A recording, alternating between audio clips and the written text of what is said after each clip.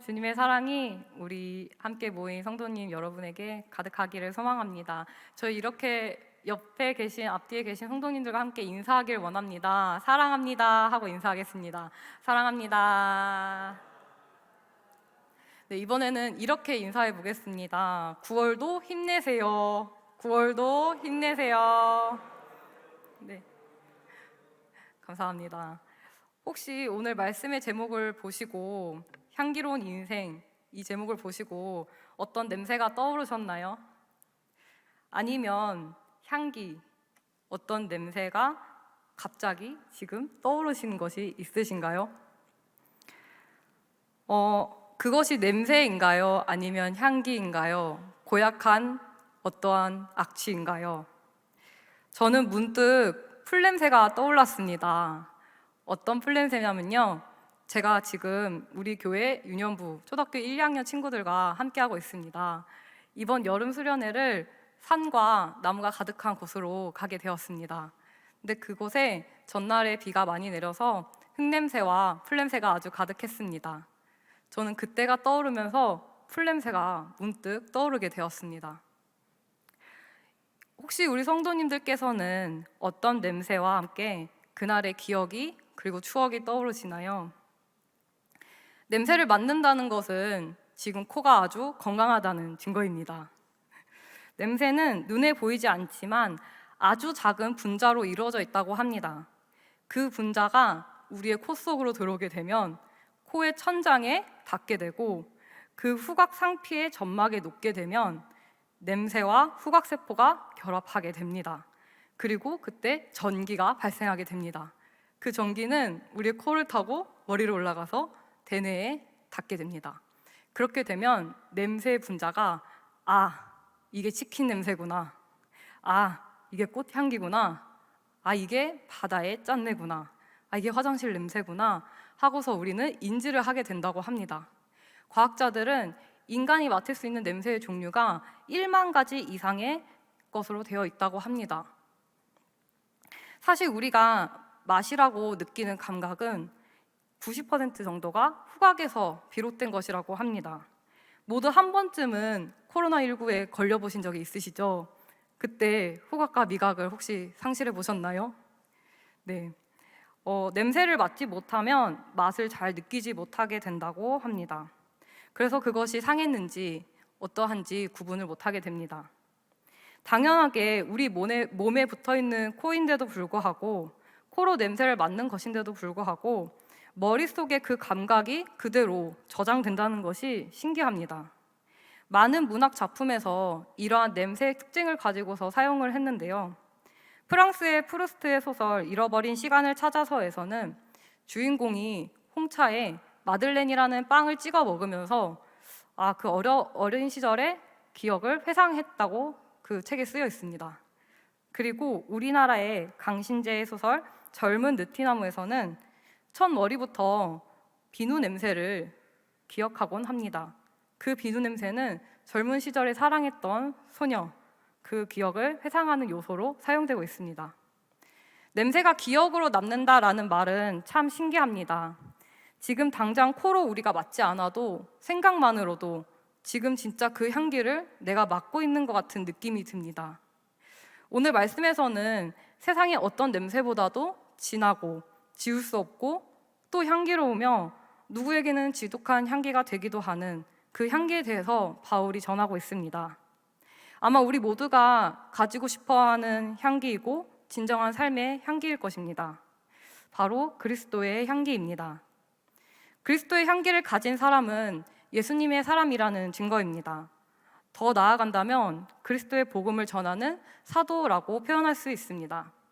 오늘 말씀을 통해서 하나님께서 어떻게 하나님의 일꾼을 세우시는지, 하나님의 일에 우리를 참여하게 하시는지, 또 어떤 사도가 되어야 하는지 알게 되기를 간절히 소망합니다. 하나님은 바울을 어디서나 그리스도의 일하심에 참여하게 하셨습니다. 바울은 14절에서 감사함을 드러내는데요. 2장 14절입니다. 항상 우리를 그리스도 안에서 이기게 하시고 우리로 말미암아 각처에서 그리스도를 아는 냄새를 나타내시는 하나님께 감사하노라. 첫 번째 감사는 우리를 그리스도 안에서 이기게 하셨기 때문입니다. 바울이 복음을 전하는 데 있어서 하나님의 강력한 이끌림으로 곳곳을 다녔지만 모든 과정이 순탄하지 못했습니다. 적대자들도 있었고 자신을 사도로 의심하는 사람들도 있었습니다. 하지만 바울은 알고 있었습니다. 어떤 어려움과 고통을 겪어도 그리스도 안에서 이기게 하셔서 복음 전하는 일을 멈추지 않게 하셨다는 것을 알고 있었습니다.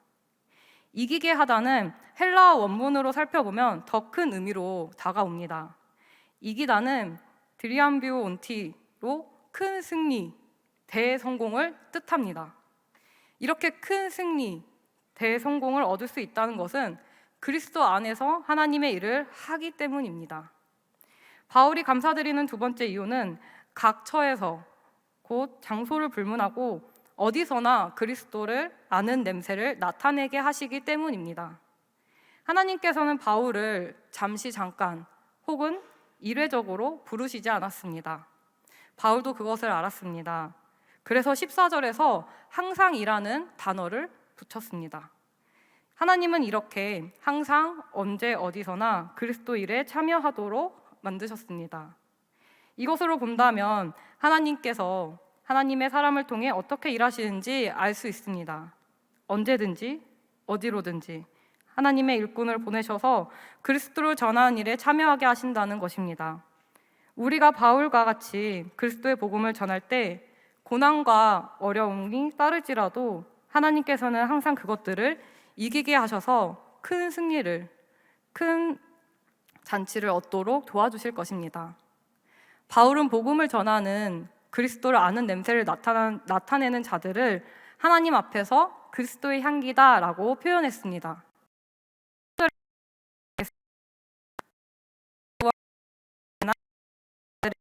하나님 앞에서 그리스도의 향기니. 그런데 왜 그리스도의 향기라고 표현했을까요? 어떤 학자는 이 편지가 쓰여졌을 당시에 오늘날처럼 배수로가 잘 정비되어 있지 않아서 지독하고 고약한 냄새가 문제였을 것이라고 보았습니다. 그래서 향기로 비유한다면 그리스도의 복음을 더욱 아름답게 전할 수 있지 않을까라고 주장하기도 했습니다. 저는 그리스도의 향기가 그 어떤 표현보다도 그리스도의 복음에 대한 아름다움과 복음을 널리 전하는 사람에 대한 표현을 가장 적절하게 했다고 생각합니다. 우리는 보통 냄새를 두 가지로 구분하게 됩니다. 첫 번째로 좋은 냄새, 두 번째는 무엇일까요? 나쁜 냄새겠죠? 이분법적이지만 세상에는 좋은 냄새와 나쁜 냄새가 있습니다. 우리는 좋은 냄새를 향기라고 표현합니다. 나쁜 냄새는 악취라고 표현하기도 하고 냄새난다 라는 말처럼 표현하기도 합니다. 냄새는 사람을 가리지 않습니다. 냄새를 맡을 수 있는 생명체라면 맡지 못하더라도 그 냄새는 누구에게나 똑같이 주어지게 됩니다. 그런데 오늘 본문에서 보면 그리스도의 향기를 두 가지로 구분하면서 그리스도의 향기는 누구에게나 전달되지만 이 냄새를 맡은 사람에 따라서 완전히 다른 결론을 얻게 된다는 것을 말합니다. 16절의 상반절의 말씀을 읽어보겠습니다. 이 사람에게는 사망으로부터 사망에 이르는 냄새요 저 사람에게는 생명으로부터 생명에 이르는 냄새라. 아멘. 냄새는 모두에게 동일하게 전해지지만 누구에게는 사망에 이르는 냄새가 되고 누구에게는 생명에 이르는 냄새가 된다고 말하고 있습니다. 개역개정으로는 이 사람에게, 저 사람에게 라고 냄새를 맡은 대상을 포괄적으로 표현하고 있는 것처럼 보입니다. 그런데 다른 번역서와 원문을 살펴보면 그렇지 않습니다. 사망에 이르게 하는 냄새를 맡은 사람인 이 사람, 원문으로 살펴보면 망하는 사람이라는 의미를 가지고 있습니다. 망하다는 것은 결국 멸망을 뜻하는데요. 멸망하는 사람을 원어로 보면 엔토이스 아폴리메노이스입니다. 멸망하다, 사라지다, 죽다는 의미를 가지고 있습니다. 그런데 단순히 멸망하다, 죽다라는 의미를 갖지 않고 그 앞에 수식어가 붙습니다. 특히나 끔찍하게 죽는 형태, 끔찍하게 멸망하는 모습을 그리고 있습니다. 사전을 찾아보면 이것에 대한 말이 형용사로 이렇게 쓰여 있기도 합니다. 정말 죄송한 표현이지만 이 빌어먹을 이라는 표현으로 되어 있기도 하고 지독한 이라고 말하기도 합니다. 지독하고 안타깝고 슬픈 죽음이자 멸망을 뜻합니다.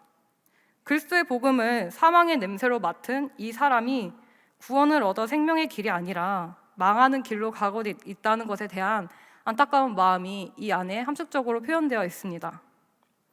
반면에 생명에 이르는 냄새를 맡은 사람인 저 사람은 이 사람과 다른 결과를 가집니다. 저 사람은 엔토이스 소조메노이스, 구원을 받는 사람을 가리킵니다. 분명 같은 그리스도의 향기가 드러났습니다.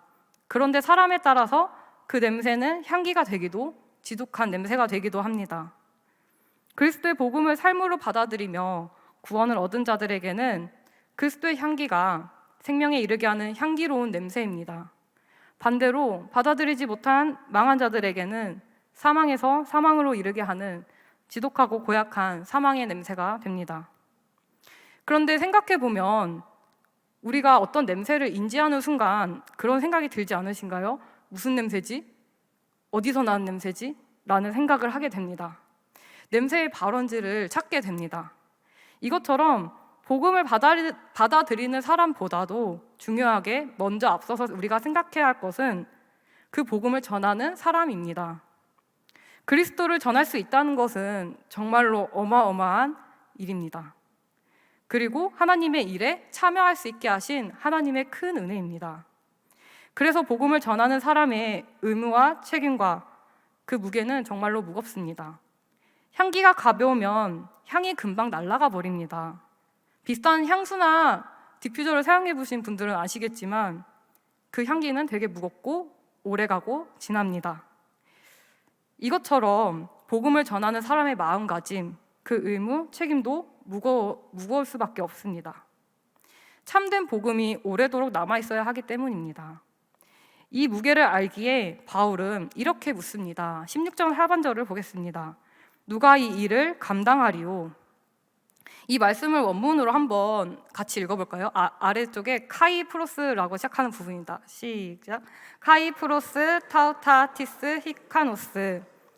이 말은 그러한 자격을 갖추고 있는가라고 원문에서 보고 다시 우리말로 번역할 수 있습니다. 히카노스라고 써져 있는데요. 이 말은 히카노테스, 자격, 자질, 역량을 의미합니다. 그리스도의 복음을 전할 자격을 갖추고 그 역할을 감당하는 사람은 오직 하나님이 부르시고 세워주신 사람만 감당할 수 있습니다. 하나님이 세워주셔야 자격이 충분한 사람이 됩니다. 17절에서 그 자격에 대한 응답을 이야기합니다. 17절입니다. 우리는 수많은 사람들처럼 하나님의 말씀을 혼잡하게 하지 아니하고 곧 순전함으로 하나님께 받은 것 같이 하나님 앞에서와 그리스도 안에서 말하노라. 아멘. 누가 그 일을 감당하리요? 누가 자격을 갖추고 있는가? 그 사람은 바로 우리라고 표현하고 있습니다. 우리는 하나님 앞에서 그리스도 안에서 순전함으로 일하는 사람을 뜻합니다. 당시에는 하나님의 말씀으로 장사하는 사람들이 있었습니다. 수많은 사람들은 하나님의 말씀을 혼잡하게 했습니다.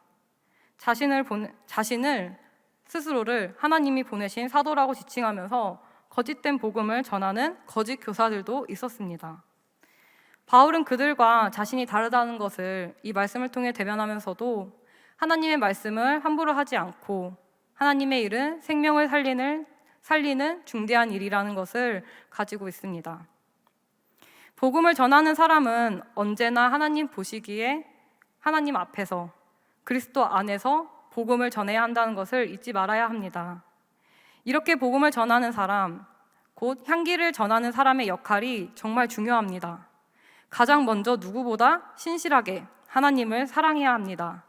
그리고 하나님의 말씀을 사랑해야 합니다. 개인의 이기심이나 스스로의 만족으로 하나님의 말씀을 전하는 것이 아니라 생명을 살리고자 하는 마음, 멸망과 죽음의 자리에 있는 사람을 구원하려는 긍휼한 마음을 가지고서 그리스도의 향기를 전해야 합니다. 복음을 전하는 사람이 하나님을 등지고 하나님을 사랑하지 않는다면, 또 예수 그리스도 없이 그리스도의 지식을 전한다면 그 향기는 어떻게 될까요? 바울이 오늘 명확하게 이야기해주고 있습니다. 그 향기는 아름다운 그리스도의 향기가 되지 못할 것입니다. 그 향기는 사망에서 사망에 이르게 하는 고약한 냄새가 될 것입니다. 성도님들께서는 어떤 향기로 남고 싶으신가요? 처음에 냄새는 신기하다라고 말씀드렸습니다. 어떤 냄새를 떠올리면 그날의 상황과 날씨와 모든 것을 추억하게 됩니다. 그것이 영원히 우리 마음속에 삶에 남아있다는 것을 깨닫게 합니다. 그리스도의 향기가 그렇게 되어야 합니다. 우리가 가는 자리마다 그리스도의 향기로 채우고 우리가 떠날 때가 되면 지워지지 않는 영원히 남는 그리스도의 향기를 남겨야 합니다. 세상에는 고약한 악취가 퍼져가고 있습니다. 끝나지 않는 전쟁과 기후변화로 인한 폭우와 폭염, 꺼지지 않는 산불, 누군가의 이기심으로 인해 파괴되어가는 자연, 거짓말과 잘못된 성공의 강요 등 우리의 삶에는 이렇게 우리의 눈살을 찌푸리게 하는 고약한 냄새들이 존재하고 있습니다. 그 가운데에서 우리가 그리스도의 향기가 되어서 세상의 아름다운 향기로 그 고약한 향기들, 고약한 냄새들, 지독한 냄새들을 덮을 수 있기를 소망합니다. 어린이 찬양 중에 이런 찬양이 있습니다. 예수님의 사람이라는 찬양입니다. 지난 6월에 함께 드리는 예배에서 저희 유년부 친구들이 특송으로 올려드렸던 찬양입니다. 찬양의 가사에서 이렇게 결단합니다. 나도 주님의 향기를 온 세상 덮을 수 있도록 나도 주님의 모습을 온 세상 주님을 보도록 예수님을 사랑하는 사람은 예수님의 향기가 흘러요. 예수님을 닮아가는 사람은 예수님의 모습이 보여요. 여러분과 저는 모두 향기로운 그리스도의 향기입니다. 우리는 세상에서 그리스도의 향기를 전하는 하나님의 사람이자 하나님의 사도입니다.